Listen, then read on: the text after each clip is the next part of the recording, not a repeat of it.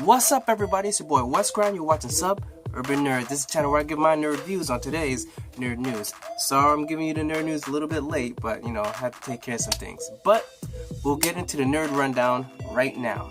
First thing is, in an interview with Collider, Pacific Rim director Stephen S. DeKnight, he hinted at a possibility that there might be a connection between the Pacific Rim universe and the Kong/Godzilla monster universe. In an interview that he had like weeks ago at the New York Comic Con, he hinted that maybe the filmmakers they've actually thought about the idea of combining the universes. And that's nothing kind of new to me. Maybe it is to you guys, but I've heard about this like last year, something like that. And I think it's hard to say because the universes, though they seem like they could work with, Godzilla being a monster and then the Jaegers that the kaiju that the Jaegers, the big robots are fighting, they seem sort of alike. But time-wise, when would this happen? Like, granted, Godzilla happened before, and then it's more in a modern time. Kong happened, Kong Skull Island happened way before, but he's growing up, so in the new Kong versus Godzilla, Kong should be bigger.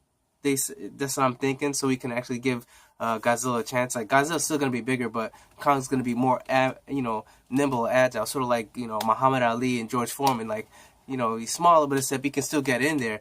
And I'm thinking that's probably where they're going to go. But as far as putting in the same universe, theoretically it sounds like it could work, but I don't know. Because then it's like, where were they? Where was Godzilla? Where was Kong when the kaiju and all that shit was happening?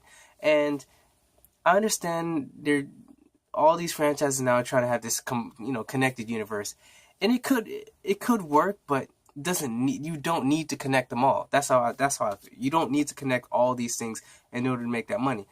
They should focus on getting it working right. Then maybe think about that. To mention it right now, it's a little bit premature, but I could see where they could get this. I do see where they can go with this idea. And I wouldn't be upset if they did it. It's just, I hope it makes sense if they do go down that route. But I think he's kind of just teasing because it's something that all of us nerds have thought about. So he's like, you know what, I've thought about it too. Basically, that's all he's saying, that they've discussed it. They're not saying they're going into production with it. They're not saying they're going to do anything with it. They're just saying that they've thought about it too because they're nerds as well.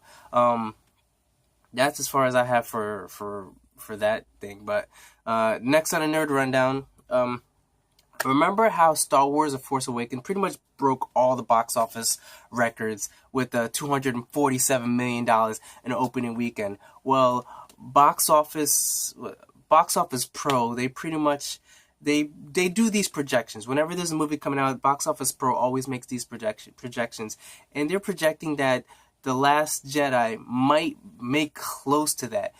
They're estimating it about $215 million for opening weekend, and probably domestic, not domestic, but the overall run that they might make 742 plus at the end of the run. When the Force Awakens made, was it 936 million before it ended, which I thought it broke the billion. I could have sworn it broke the billion, but hey, if it didn't, it's close enough, but I'm pretty sure they're going to bring, The Force Awakens is going to come out again right before The Jedi, and then that's where they're going to make that extra money to make it, push it over that $1 billion mark. But regardless of the fact, the screenings I'm hearing, the estimated of 250 million, I'm not saying it's low, but I don't expect it to beat what The Force Awakens, because The Force Awakens, it was an event. It was like, okay, Star Wars been gone, they're coming back, they're going to do better. You had J.J. Abrams. It was like a perfect storm of fandoms and new people bringing in to see this movie that everyone's been anticipating. And that's why that one made so much money. But the next new one, sequel, normally sequels, you hope they make more. With this one, it made so much the first weekend that it's hard to think that they're going to make more than what they made, because it already broke the records by like so much. The most was like Avengers at like 210. This thing did almost 250. 250 is unheard of, but it did it. It's Star Wars. Star Wars can do that. But with the new one, I think maybe like 220, 225 is probably a good, is really good, great. But 215 it's reasonable. So I think they might do 215, but if they're doing good, I think the most you're looking at 220, 225. But count me on that. Like when the movie comes out, we'll see how much it is. And then if it is that, then all y'all owe me like 15 subscribers. Like you better be spamming your friends this thing because I called it. But anyways, they might make that because unlike The Force Awakens, they know after that movie came out, they know what they should do. Some of these theaters are doing 24-hour screenings, so they're not closing. So as far as showing times, it's going to keep making that money all the way through. So that's where they might make that up and get to that 220, 225. But I still don't think it's going to break in that 250. But as far as that, they do have some sort of competition. They have Jumanji, which you might not think is competition, but Jumanji is like, it's people, I'm looking forward to it, and I'm pretty sure a lot of people look forward to it, so they might cut into their money somewhat, but we'll see. Like, I don't think it's going to hurt them that much. You know, Jumanji, I mean, though you got The Rock and you got Kevin Hart, I still don't think it's going to be hurting, you know, this movie, no, because it's coming out 5 days after it, so it's going to make its, if it's going to break that record, if it's going to make that record, it might, you know, take second place for the biggest opening with what I just told you, that amount of money. So we'll see how that works out. I don't think it's going to hurt it too bad to Jumanji, but that's it. But I'm going to talk about the box office weekend right now. Just in first place, we came out with Medea Boo Halloween, Medea 2 or Medea Halloween Boo. I don't even know what the name is. Medea Boo 2. That thing came out and it made, over the weekend, first place, it made $21.65 million. And this is the 7th out of 8 Medea movies that have made 20 million opening weekend, which I guess is a good thing because, you know, Tyler Perry, you bet on him. The movies are going to make money. He has an audience that watches all Tyler Perry movies. Not me, but you do have an audience. Like, you know, you got the dramas, you got the Medeas, you got all these things. Like, Tyler Perry, he's that guy. He's the black people's Spielberg. I don't know, I guess, maybe. No, whatever. And number 2, we got my movie Geostorm, which I'm going to see tomorrow. Geostorm, it made 13.3 million, which ain't nothing. I think it probably would have been better if it came out the end of like summer, like in August, when there was really no competition.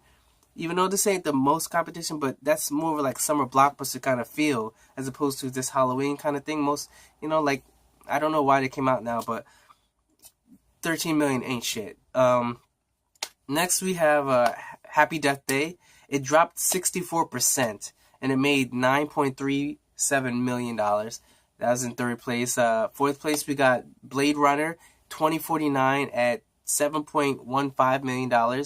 Domestically, it's made only $74 million, I think, on a budget like 120 that they spent. So I don't know. It's not looking too good for Blade Runner, especially a sequel. And then finally, in fifth place, we have Only the Brave. You know, the one where the firefighters or whatever, which I'm hearing really good things about. And that's pretty much it for the box office weekend. Next, I'm just going to go into like some quick kind of nerd news, you know, some comic book kind of superhero news. Everyone's still talking about the Thor screening, of the Thor Ragnarok screening. I can't wait till it comes out. Like, everyone's saying it's bananas. It's so much fun.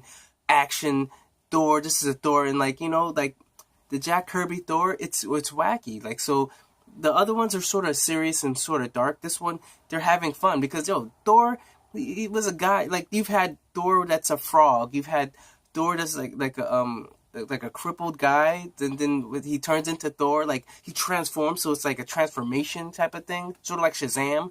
So like, like Thor's always been some crazy thing. So them having fun with it, especially with the Hulk, Planet Hulk, and just making this more action factor, like a buddy superhero comedy thing. I think it'll work out. I'm looking forward to it, so I'm gonna definitely see it. Probably not in D-Box, but I'm definitely gonna see it. Taika Waititi, like he's just known for these type of like kind of humor, fun movies. So like they let him let loose, and like this with the Thor.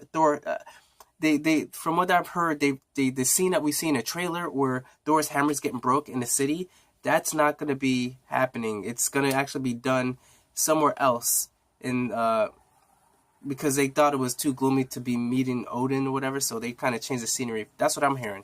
So when you go to see the movie, the stuff you seen in the trailer where Thor in the alley, Hela breaks the hammer, it's not going to be in there. Next we got Shazam hits theaters April 5th, 2019. This is something that finally we have something, because they talked about Black Adam, which is supposed to be The Rock. They talked about this like 2 years before the scene. You know what I'm saying? Like when they were laying down their slate, it made no sense. Why do you name the villain but don't even have the superhero? Now I kept talking about like, yo, John Cena would be perfect because John Cena is big, and Shazam, he's this big guy, kind of goofy because it's a kid in a man's body.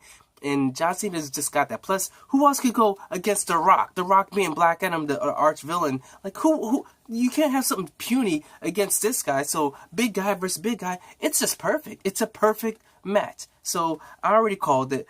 Definitely looking forward to it. The director, Sandberg, like, he's talking. He's saying it's happening. So, hey, well, hopefully, fingers crossed, you know, because with DC, you never know. They start something. Sometimes they just be like, nah, we'll do something else. Like, I just want to see consistency with DC. And if this Shazam movie's happening, I want to see it because I think it could be great. Even with the Justice League and all that. But I'm hearing that the Shazam family, which is like 7 kids that come into one, I'm hoping it's not that. I'm hoping it's just one kid. I really don't want to see this whole crazy 7 kids forming one guy. I really don't want to see it. I want to just see one focus. If the kid has a family, great. But I don't want to see 7 people coming into one. It's just weird. But they said it might be in it. Next, we got the last thing, which is this Punisher. Remember, it was supposed to come out before, and they were supposed to have a panel, New York Comic Con, but except they didn't because of the whole shooting in Las Vegas.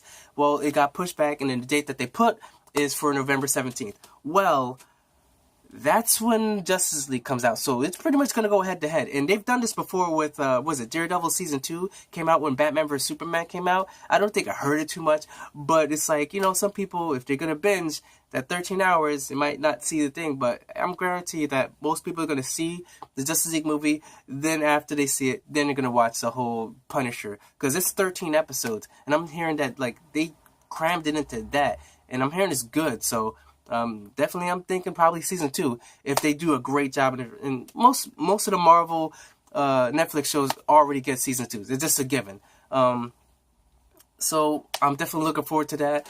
I'm gonna see that when that comes out.